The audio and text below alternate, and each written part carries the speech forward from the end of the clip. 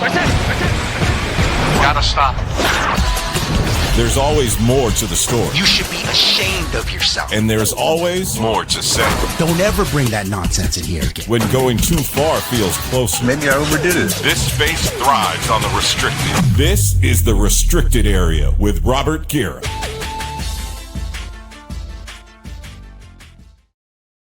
That's right. It is episode 2 of the Restricted Area with me, Robert Guerra. Rob G, if you're nasty, right here on Recliner Media, bringing you all the hottest takes on all the hottest topics of the week. And once I got some good feedback on episode 1. To be quite honest with you, the only person who really gave me negative feedback was my wife. She said I was lame. So thank you again so much to everybody who's tuned in, who's watched the YouTube, who's listened to the podcast. I really appreciate it. And hopefully you'll keep going with us as we move forward. Now, as you guys know, it was a huge week in the world of sports, particularly in the world of football. No, I'm not talking about the Max Crosby deal. We talked about that last week, and I already did an article about that earlier this week on the fallout with Baltimore. Check it out if you haven't read it. What I'm talking about is the free agency, the movement, the shaking, all that kind of stuff. And let me just tell you one thing. There are 2 quarterbacks, 2 young quarterbacks, 2 playoff quarterbacks that better be getting their LinkedIn pages ready, okay? By the time this podcast drops, these guys better have updated their resume. They better have reached out to everybody they know around the league, because in 2027, they could be looking for a new gig. I'll tell you who it is in a second. But the reason why I feel that way is because what we saw during the first week in NFL free agency. Maybe it's Sean Payton's fault for what he did with Russell Wilson, or, maybe it's just a new trend that's going around the league. But we are seeing more and more teams decide earlier than later that they have no problem cutting bait, cutting their losses, moving on from quarterbacks. We saw it on Thursday. I'll work backwards. The Minnesota Vikings dumped former top 10 number 1 overall pick. I know he's on the team still, but to bring in Kyler Murray, okay? 2 years ago, lest we forget, not only did Minnesota trade up to select J.J. McCarthy, they let Sam Darnold walk after a 14-win season. He goes on to win the Super Bowl. They let Daniel Jones walk to Indianapolis. He was getting MVP love before he got hurt, okay? They turned down overtures from Aaron Rodgers, who went on to win the AFC North because they believed so much in J.J. McCarthy. They were all in on the young quarterback out of Michigan, the national championship quarterback out of Michigan. What happens when you finally get to see him play in year 2? Plays about 10 games, completes 58% of his passes, 11 touchdowns, 12 picks his first year as a starter. And the tape was even worse than that. If you watch tape, if you know ball at all, J.J. McCarthy was terrible. If you could argue his best game as a player, or as a starter last season, was his first game. He has that comeback win over the Bears. Lest we forget, he was absolutely horrible in the first 3 quarters, and he was great in 1 quarter. And that was basically the J.J. McCarthy experience. You move down to Miami. 2 years after signing Tua Tagovailoa to a 4-year, $212 million deal. They bench him midseason. He's throwing a league high 15 picks in 14 games, averaging 190 yards per game, his fewest since his rookie season. He was sacked a career high 30 times during that stretch. How did the Miami Dolphins respond? Of course, they benched him. We mentioned that. They got Quinn Ewers there. No. They decide that they would rather take a $99 million cap hit. Shout out Dr. Evil. $99 million cap hit to bring in Malik Willis on a $67 million contract. I don't know how many of you guys know this. Malik Willis, across the last 2 seasons in Green Bay, has only taken 28 true dropbacks as a quarterback. If it wasn't a bubble screen where it's predetermined or a predetermined quarterback draw, he's only taken 28 true dropbacks in the last 2 seasons. Miami says, we'd rather have that guy, the unknown, than what we have in Tua. We'll take the cap hit. Which brings us to Atlanta. 2 years ago, people forget this, the Atlanta Falcons signed Kirk Cousins to a 4-year, $180 million deal.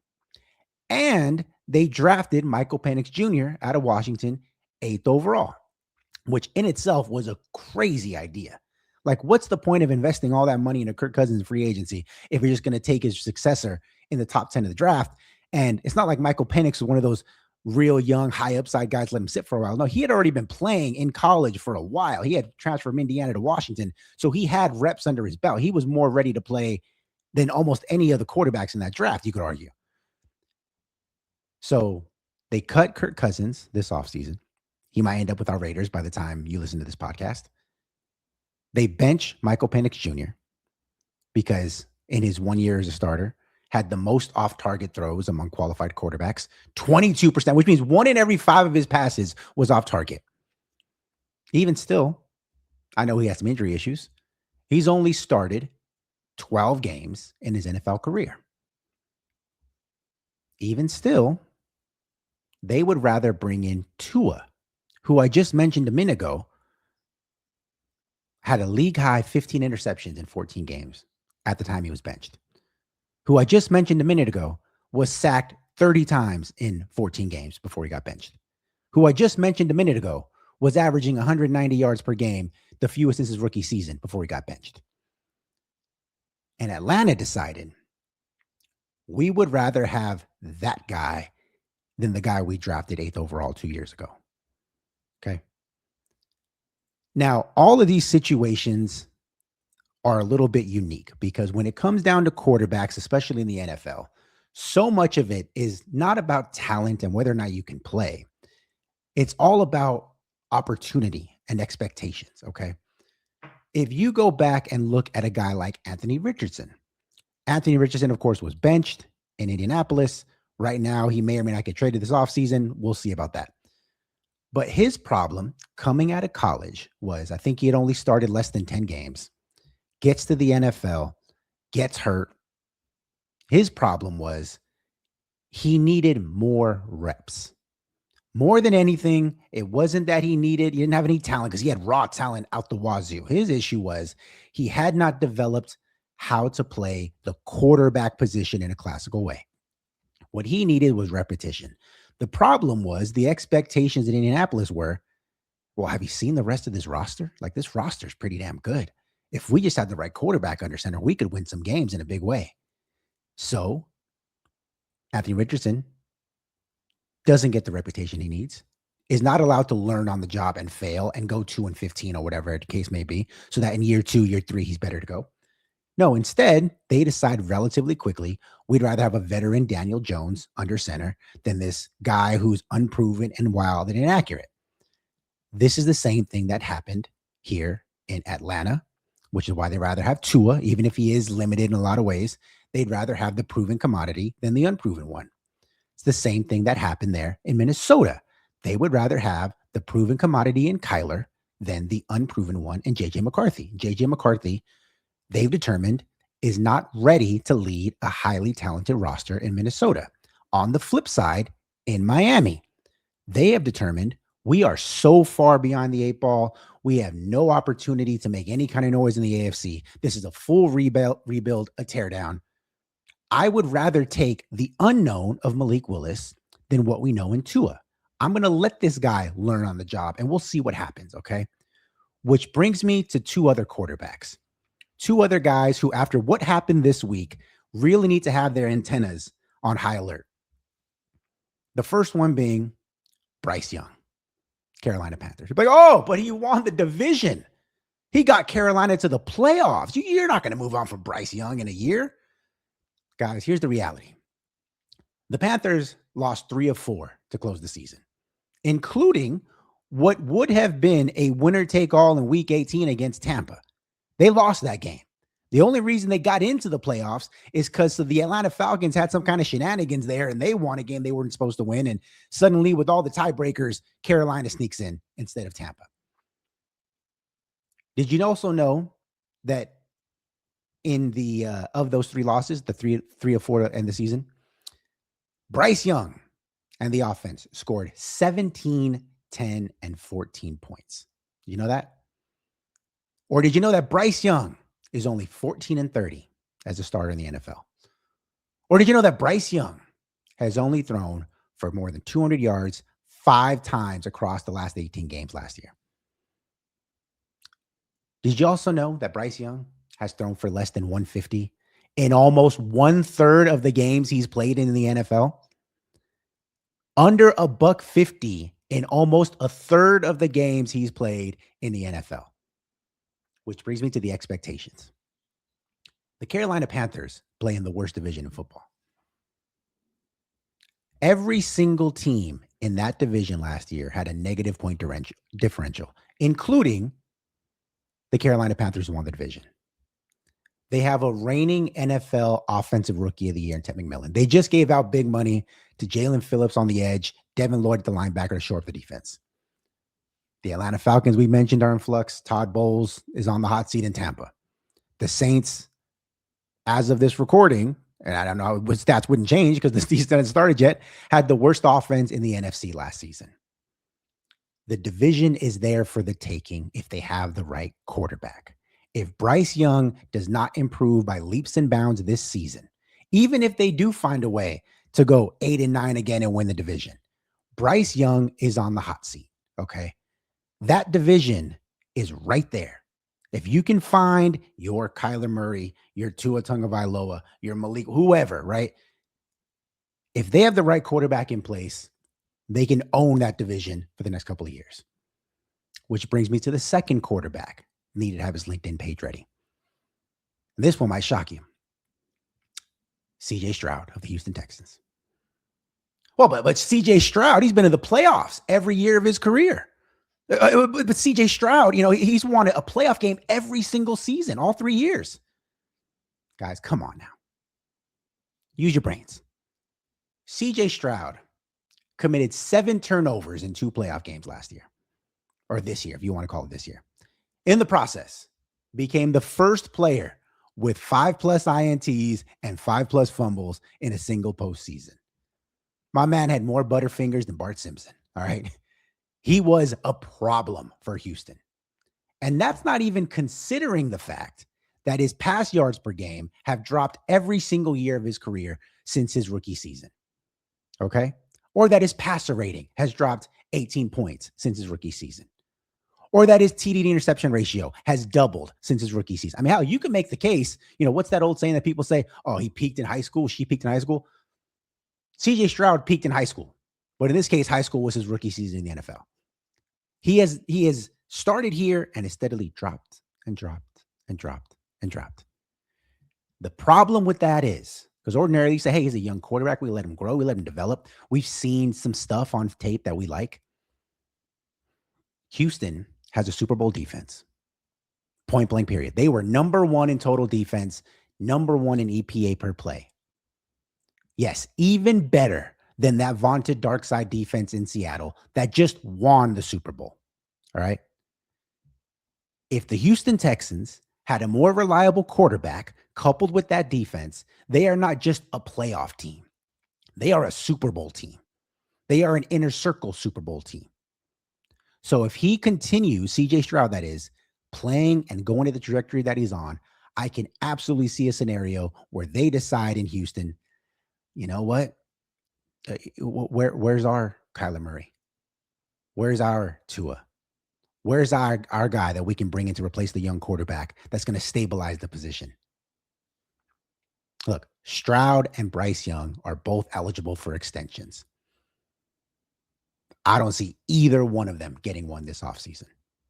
In fact, if I were a betting man, which I am, I'm betting at least one of them is on a different team in 2027, if not both. I'm telling you, CJ Stroud, Bryce Young, get the resumes together, get the LinkedIn page together, because you are playing for your job in 2026. All right, let me switch gears to the NBA.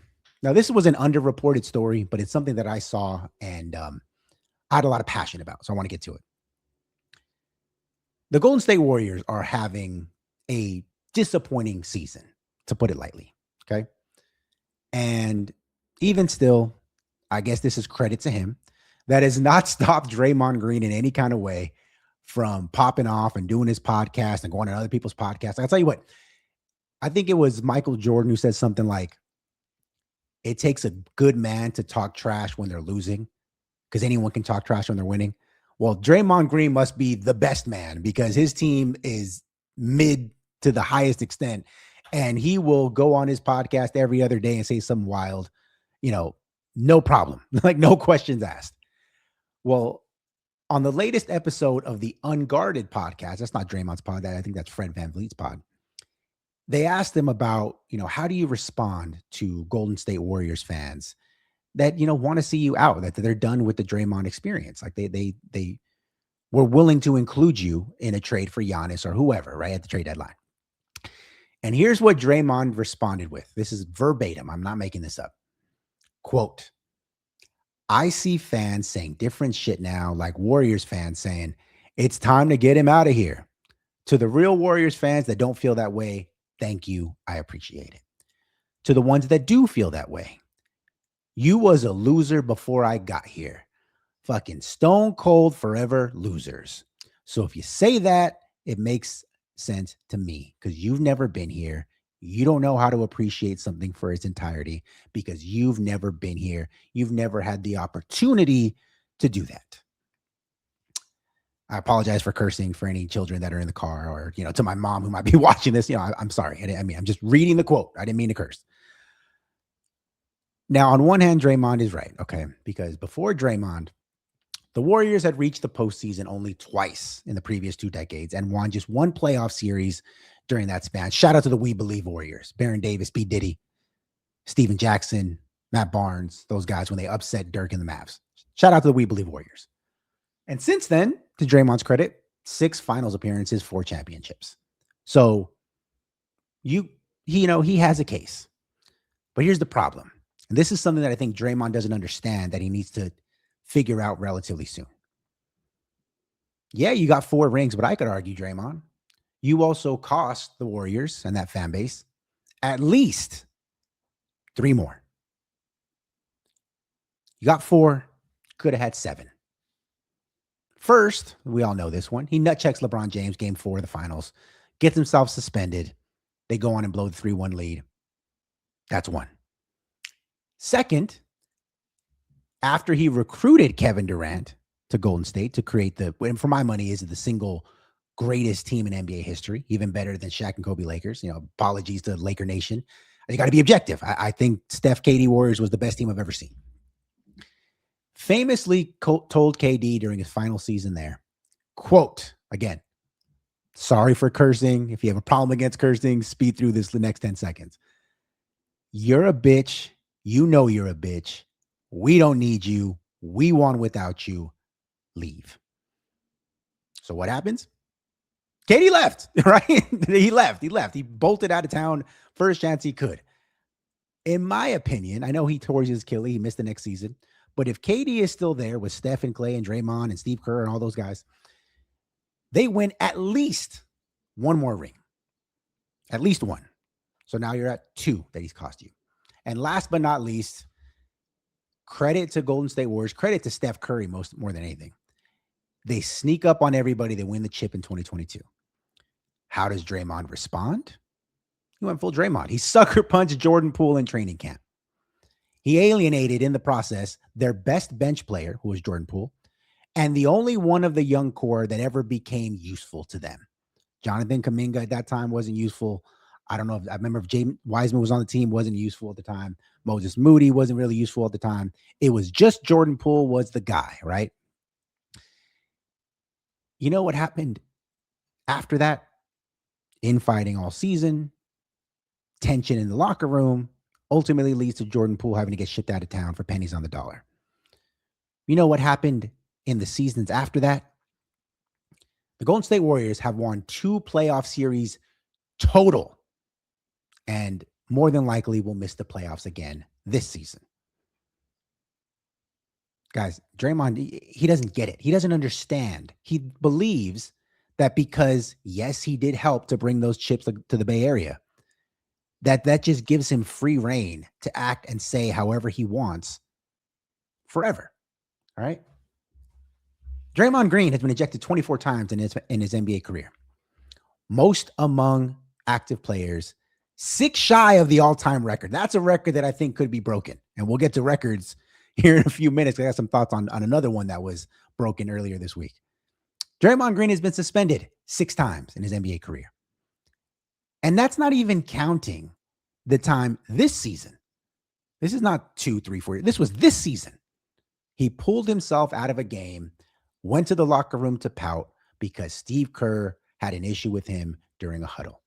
Didn't like what he was doing, didn't like his focus, didn't like the way he was operating on the court. Draymond got hurt feelings, bumped up out of there. So I ask you, and I asked Draymond, but I guess I'm asking America in general. At what point does the grace run out? At what point does all the goodwill that you earned over 4 years get axed by all your transgressions since? Being the 4th best player on a dynasty does not give you permission to be a jerk forever. And hell, if we're going to be real about it, the only reason that Draymond is still there in the Bay Area is because nobody else wants him, right? What contender is signing up for an aging malcontent who can't shoot in today's NBA? I'll wait. What cellar dweller, a rebuilding team, a lottery team, is trading for a guy who would rather get himself ejected than play on a bad team? That's not opinion, that's a fact. Look it up. Before this season, now this season is an outlier because Steph has been really banged up for most of the season, so much so that he's ineligible for all these postseason awards. Before this season, Draymond Green was getting ejected 1 of every 4 games that Steph Curry didn't play. 1 out of every 4 times before this season that Steph Curry didn't play and they were on the team together, they're both active, Draymond Green got himself ejected. You know how crazy that is? You know how much of a chump you got to be to do something like that?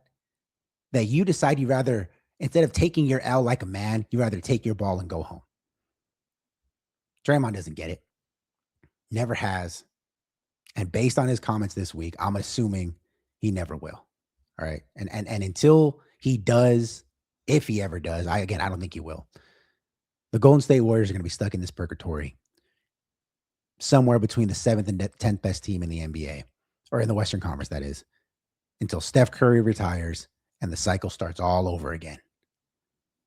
The Golden State Warriors could have fast-tracked their rebuild a couple of years ago if, when they decided to move on from Klay Thompson, they did the same with Draymond Green, and they bring in the new wave of Warriors basketball.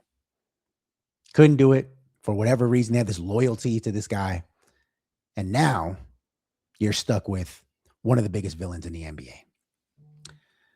Which brings me to my final topic of the day, of the week, of this episode. You know I had to talk about Bam Adebayo. Come on now. It's been the biggest story in sports this week. Even bigger than my guy Max Crosby having his trade voided, and now he's back in Raider Nation. In case you've been living under a rock, Bam Adebayo earlier this week scored 83 points in a single game. Second most in a game in NBA history. It should be celebrated, if we're being honest.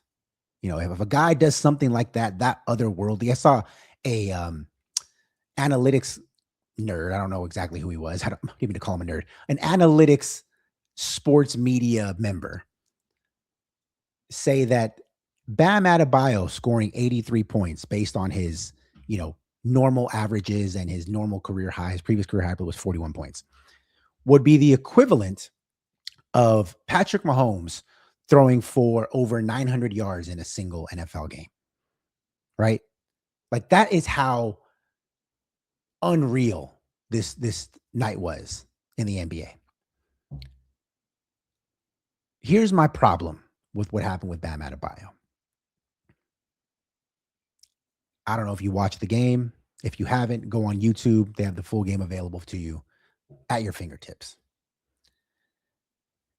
That was the most unethical, egregious, shameful, embarrassing display of basketball I have ever seen in my life. Of Bam Adebayo's 83 points, 36 of them came at the free throw line, which was the most in NBA history. To get those 36 made free throws, he had to attempt 43 free throws, also the most in NBA history. To get to those 83 points, he had to attempt 22 three-point attempts. Only made 7, but that 22 is tied for the third most in a game in NBA history. Guys, Bam Adebayo became the first player ever to score 70 plus while shooting under 50% from the field. He shot 20 of 43. And that's not even the bad part. That's like the tip of the iceberg. I can even live with that. Like, a guy was hucking and chucking. It is what it is. Like, they had no one available on their regular rotation outside of Bam. So I have no issue with him gunning his way to 40, 50, 60, in this case, 83 points. No issue whatsoever. My problem, though, existed in the fourth quarter of that game. Bam's 60, I think he had 62 through 3 quarters. No issue whatsoever. None whatsoever. He was, in the first quarter, lights out. I think he had 31 points in the first quarter. Could not miss. After that, things started to taper off. But hey, they had none of their regular guys. It's a game they got to win against a bad Washington team. Go off, King. No problem. But in the fourth quarter, they're up by 25 points, touching 30 at certain instances. They leave him in. Go said, hey, Bam, go get your points, bro. Go do what you got to do. Score as many as you can. This is your night. I got no problem with that either. Because how many times is Bam Adebayo ever going to touch 60, 70, 80 points? I just mentioned his career high before that night was 41. Again, go off, King. Do whatever you want. Take as many shots as you want. I don't care. That's fine. It's within the rules. It is what it is. But in the fourth quarter of that game, especially late in the fourth quarter, you got Eric Spoelstra challenging calls, up 25, trying to get a foul call.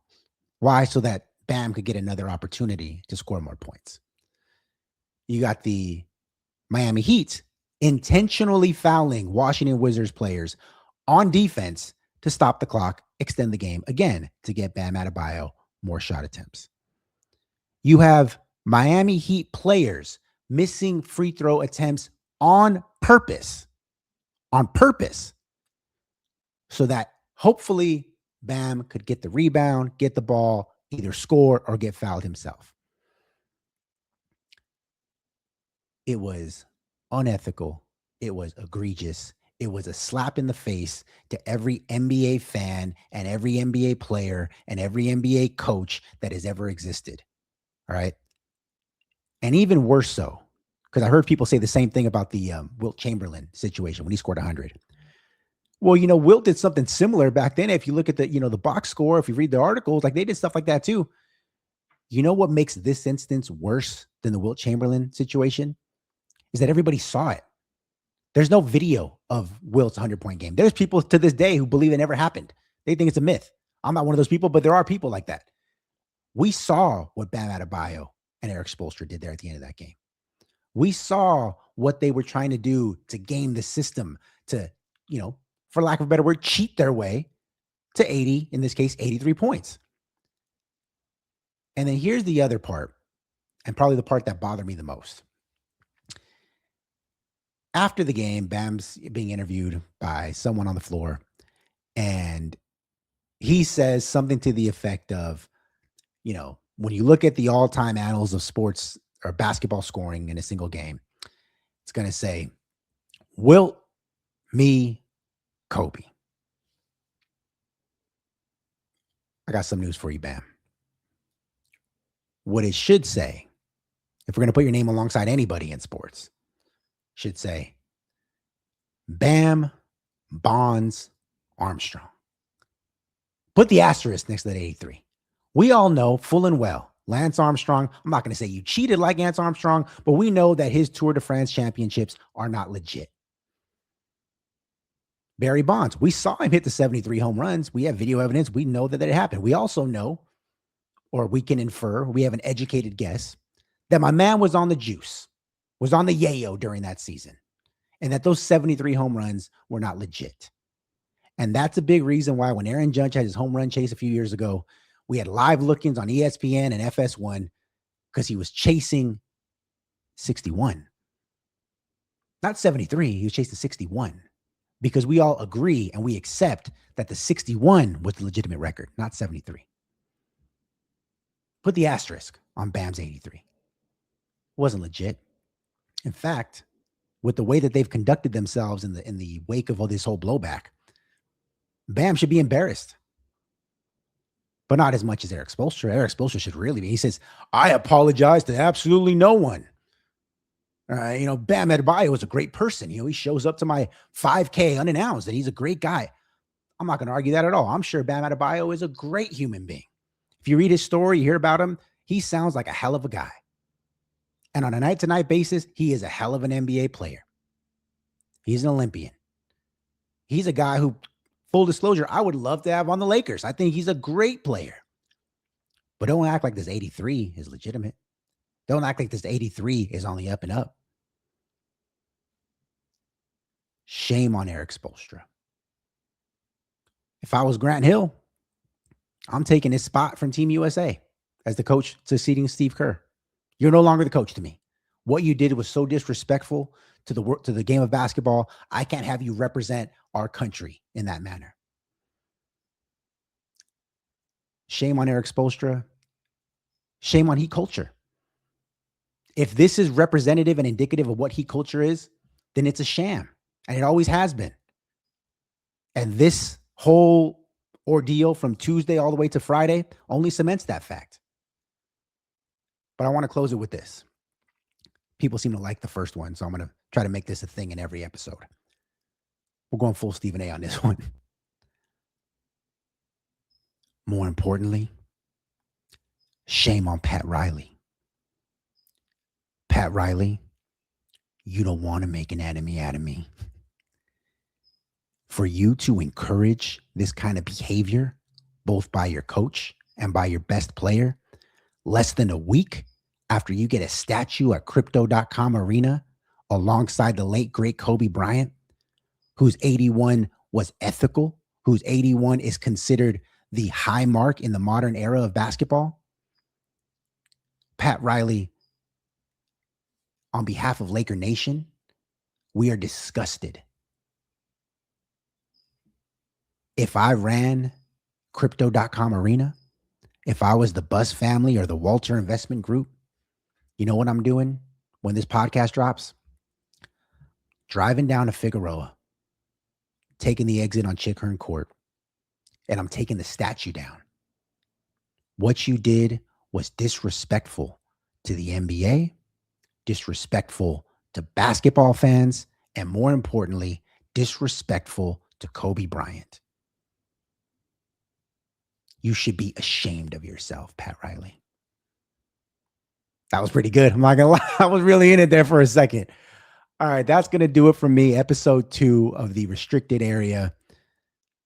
Want to let you know moving forward, a little housekeeping. We got some real heavy hitters coming up here in interviews in a couple of weeks. I'm not going to tell you who it is because we're still nailing down the dates, but they have confirmed, they have agreed to pop on the show. Is another thing we're going to do. Moving forward, I'm going to try to work this in maybe starting next week, if not the week after. Do a little fan mail segment. So if you have any questions you wanted me to get to, whether it's sports or not sports related, it's all good. Hit me up on Instagram, hit me up on X at the producer RG, both locations. We'll try to read your questions on the air and address it. But until then, until next time, we'll see you next Friday. Peace.